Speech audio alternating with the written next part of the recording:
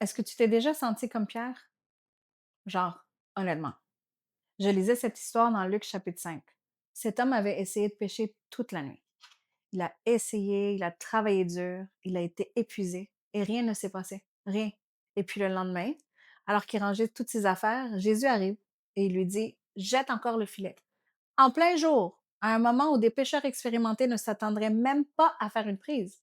Pierre le savait, c'était son métier. Pourtant, Jésus lui demande d'essayer encore.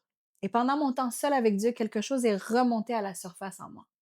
Parce que j'ai réalisé que je me sens comme Pierre, fatiguée, comme si j'avais tout essayé. Pendant les 20 dernières années, j'ai essayé de construire une entreprise, un héritage familial, et je l'ai fait. Et oui, j'ai beaucoup appris. La persévérance, la constance, comment continuer quand les choses deviennent difficiles. Mais si je suis honnête, ça a aussi laissé des blessures. Et je suis arrivée à ce point, comme Pierre, quand tu as tout essayé et que les filets te semblent vides, comme si ça ne valait plus la peine, ni la douleur, ni l'effort, et tu es simplement fatigué. Je n'ai plus 25 ans, j'en ai 41. À 25 ans, je croyais que tout était possible. Je pensais que si je travaillais assez fort, je finirais par voir les résultats.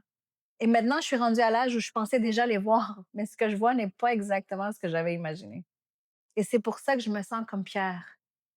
Quand Jésus me demande de recommencer, d'essayer encore, de jeter le filet une fois de plus. Et je vais être honnête, parfois c'est accablant. Est-ce que j'ai encore l'énergie pour un nouveau projet, une nouvelle saison, un nouveau pas de foi? Mais il y a une chose qui m'émerveille dans l'histoire de Pierre. Jésus n'essayait pas de prouver que Pierre pouvait attraper des poissons. Il lui montrait ce qui se passe quand on marche avec lui. Oui, il pouvait attraper des poissons, mais Jésus l'appelait à quelque chose de plus grand. Pas pêcheur de poissons, mais pêcheur d'hommes. Et je me surprends à penser, si Dieu, dans sa grâce, me donne encore 40 années de vie, je crois que je suis prête à laisser mes filets. Pas parce que le passé était inutile, mais parce que je me sens invitée à quelque chose de plus profond. Je veux construire pour son royaume. Je suis enthousiaste à l'idée que mon histoire, mes blessures, mes leçons puissent aider d'autres femmes. Aider des femmes à briser leurs chaînes, à laisser le passé derrière elles, à marcher dans la liberté, marcher forte, confiante, avec une autorité spirituelle. Et dernièrement, je dis quelque chose à mes enfants. Si Dieu me donne longue vie, j'espère qu'un jour, peut-être 85 ans, peut-être 90, même depuis un lit d'hôpital, j'aurai encore une voix pour parler de lui, pour dire à quelqu'un, une infirmière, un inconnu, qui est Jésus, comment il nous a aimés, comment il a donné sa vie sur la croix, comment sa grâce change tout. Et honnêtement, je suis enthousiaste pour que certains appellent les années tardives, parce que oui, le corps change. Il ne devient pas forcément plus fort, mais je comprends maintenant que l'âme a été créée pour l'éternité.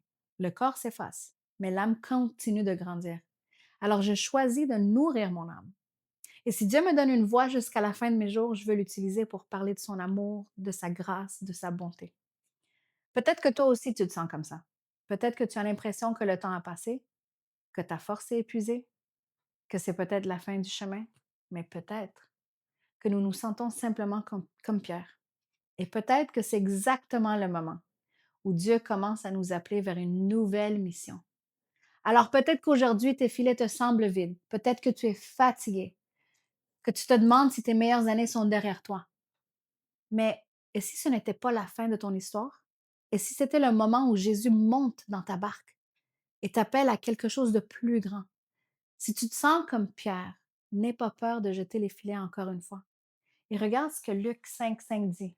Simon lui répondit, Maître, nous avons travaillé toute la nuit sans rien prendre, mais sur ta parole, je jetterai le filet. Sur sa parole, jette encore le filet et continue à rêver.